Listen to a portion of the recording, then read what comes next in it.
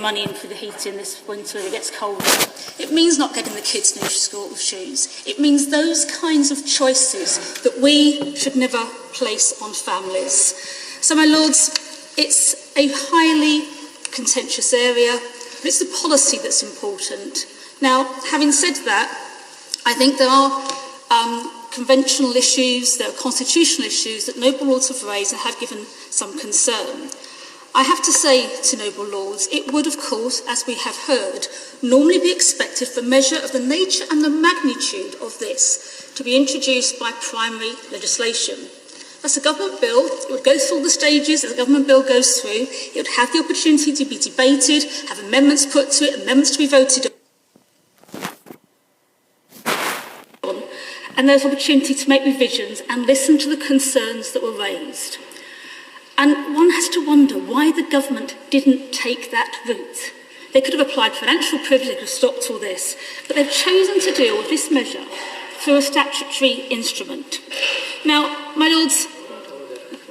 I'm sorry to interrupt the noble lady, but we did hear from the noble Lord, Lord Mackay, that this came as a result of the secondary legislation from the tax credits legislation introduced by your government, as a result of which this is a natural progression from that piece of legislation. So I find it difficult to understand whether perhaps the noble lady could explain why that was wrong.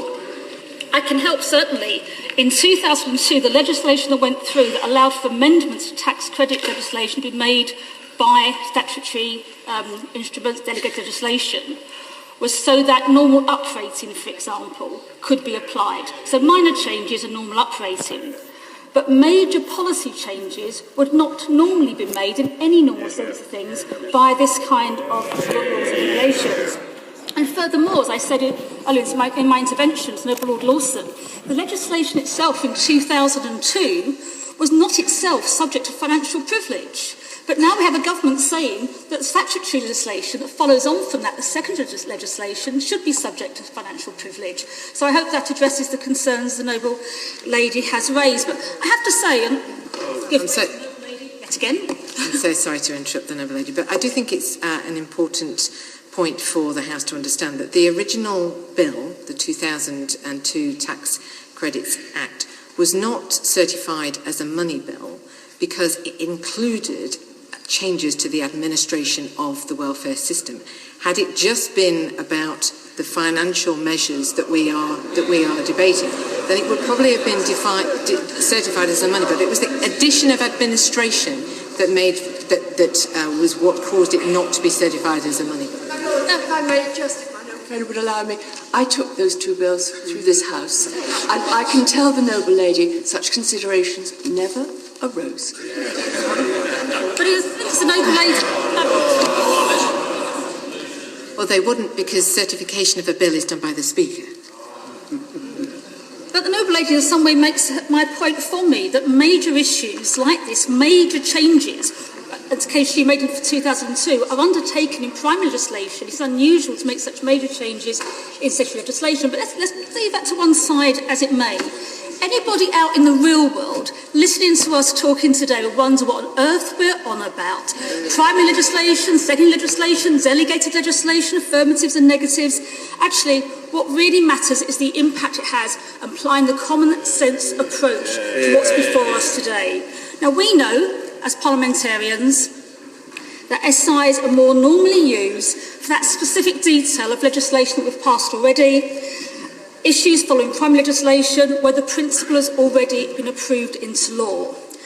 And as I've said, it can be very properly used for that kind of normal uprating and tax credits. And I think I made the point to the Noble Lord Mackay about 2002. This proposal before us today is way beyond that normal kind of uprating. It is a major policy change that the government, in the first place, promised not to do, but it is a significant and major policy change. And the route the government's chosen, it's not illegal, it's not the wrong route to take, but there are consequences of taking that. If the government tries to truncate the process, so as not to have that full consideration in the House of Lords. It at the same time allows this House, through the normal constitutional procedures of your Lordship's House, to debate and discuss it, and debate and discuss the kind of amendments we have before us today. It's quite clear the noble lady Baroness Hollis' amendment is not a fatal amendment, whatever the noble lady and her colleagues may think. She has the advice from the clerk, numerous references of the noble lady shaking her head at me. The evidence is there, and it is very clear cut. Now,